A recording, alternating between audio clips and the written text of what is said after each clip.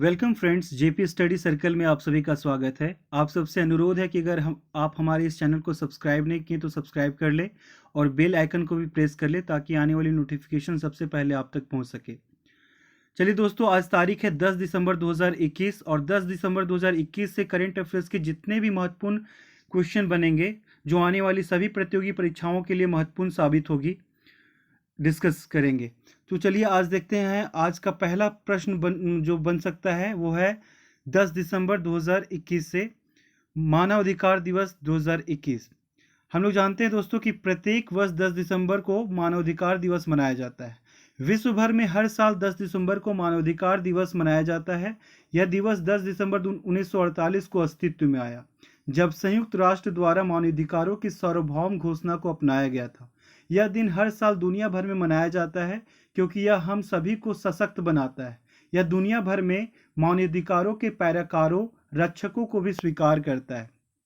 आज का अगला महत्वपूर्ण करंट अफेयर्स है दोस्तों, सीरम इंस्टीट्यूट ऑफ इंडिया के ईडी सुरेश जाधव का निधन। सीरम इंस्टीट्यूट ऑफ इंडिया के कार्यकारी निदेशक डॉक्टर सुरेश जाधव का निधन हो गया है। उन्होंने कोविशील्ड वैक्सीन के विकास में महत्वपूर्ण भूमिका निभाई। वह कई राष्ट्रीय और अंतर्राष्ट्रीय निकायों और संगठनों का हिस्सा थे। सीरम इंस्टीट्यूट ऑफ इंडिया दुनिया भर का सबसे बड़ा वैक्सीन निर्माता कंपनी है। यह भारत के औषधि महानियंत्रक से वैक्सीन उम्मीदवार के अनुमोदन के लिए आवेदन करने वाली दूसरी कंपनी है।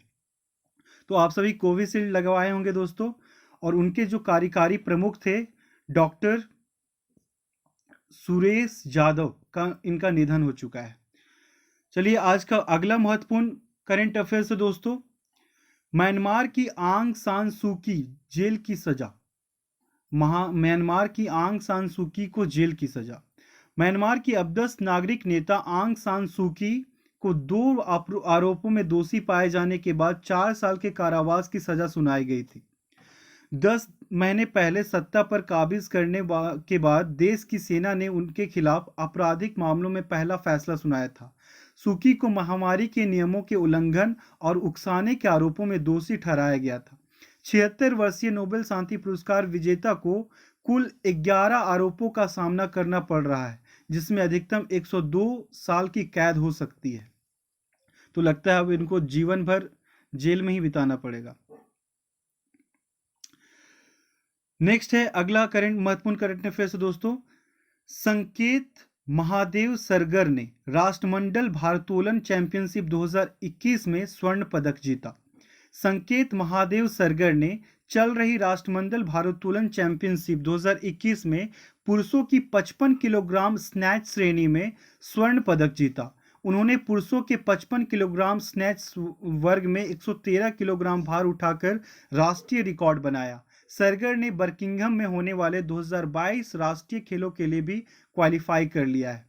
तो ये बहुत ही इंपॉर्टेंट क्वेश्चन है दोस्तों एग्जामिनेशन पॉइंट ऑफ व्यू से, कि संकेत महादेव सरगर ने राष्ट्रमंडल भारोत्तोलन चैंपियनशिप 2021 में स्वर्ण पदक जीता।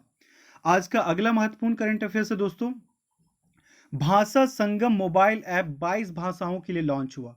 एक भाषा संगम मोबाइल ऐप है जो कि 22 भाषाओं के लिए लॉन्च हुआ है। केंद्रीय शिक्षा राज्य मंत्री डॉक्टर सुभाष सरकार ने जानकारी दी है कि सरकार भाषा संगम मोबाइल ऐप लॉन्च करने के लिए पूरी तरह तैयार है। मोबाइल ऐप को उपयोगकर्ताओं को अनुसूचित भारतीय भाषाओं में दैनिक बातचीत के सामान्य भावों से परिचित कराने के लिए विकसित किया गया है। ऐप में 100 से अधिक वाक्य हैं जो विभिन्न विषयों पर डिजाइन किए गए हैं, जो लोगों को 22 भारतीय भाषाओं में बुनियादी बातचीत सीखने, खुद का परीक्षण करने, ऑनलाइन प्रमाण पत्र बनाने की अनुमति देते हैं। ऐप का उद्देश्य भारत भर के लोगों को भारत के विभिन्न राज्यों की विभिन्न भाषाओं को सीखने और उनकी संस्कृति के करीब आने में सक्षम बनाकर एक भारत श्रेष्ठ भारत की भावना को बढ़ावा देना है। आज का अगला महत्वपूर्ण करंट अफेयर्स है दोस्तों, केन बेतवा नदी को जोड़ने की परियोजना को कैबिनेट की मंजूरी। ये बहुत ही इंपॉर्टेंट है एग्जामिनेशन पॉइंट ऑफ व्यू से। केन बेतवा रिवर को जोड़ने को मंजूरी दे दी गई है कैबिनेट के द्वारा। केन बेतवा नदियों को जोड़ने की परियोजना को केंद्रीय मंत्रिमंडल ने मंजूरी दे दी है, जिसकी अध्यक्षता प्रधानमंत्री श्री नरेंद्र मोदी ने। परियोजना की कुल लागत 44,605 करोड़ रुपए आकी गई है। केंद्रीय मंत्रिमंडल ने परियोजना के लिए 39,317 करोड़ रुपए की केंद्रीय सहायता को मंजूरी दी है, जिसमें 36,290 करोड़ रुपए का अनुदान और 3,027 करोड़ रुपए का ऋण शामिल है। ये देखिए दोस्तों, ये केन और बेतवा नदी का मैप है जिसको जोड़ने की मंजूरी मिल गई है भारत सरकार के द्वारा। नेक्स्ट करंट अफेयर्स है दोस्तों, डीआरडीओ ने ब्रह्मोस सुपर क्रूज मिसाइल के हवाई संस्करण का परीक्षण किया। DRDO defence research development organisation ने ब्रह्मोस सुपर क्रूज मिसाइल के हवाई संस्करण का परीक्षण किया है। भारत ने उड़ीसा के तट पर चांदीपुर के एकीकृत परीक्षण रेंज से ब्रह्मोस सुपरसोनिक क्रूज मिसाइल के हवाई संस्करण का सफलतापूर्वक परीक्षण किया। मिसाइल के हवाई संस्करण का सुपरसोनिक लड़ाकू विमान सुखोई 30 MKI से परीक्षण किया गया। ब्रह्मोस सुपर क्रूज मिसाइल के विकास, उत्पादन और विपणन के लिए डीआरडीओ भारत और रूस के बीच एक संयुक्त उद्यम है, जिसे भारतीय सशस्त्र बलों में शामिल किया गया है। मिसाइल का नाम भारत में ब्रह्मपुत्र और रूस में मोस्कावा की नदियों से लिया गया है। तो ये बहुत ही इंपॉर्टेंट क्वेश्चन है दोस्तों एग्जामिनेशन पॉइंट ऑफ व्यू से।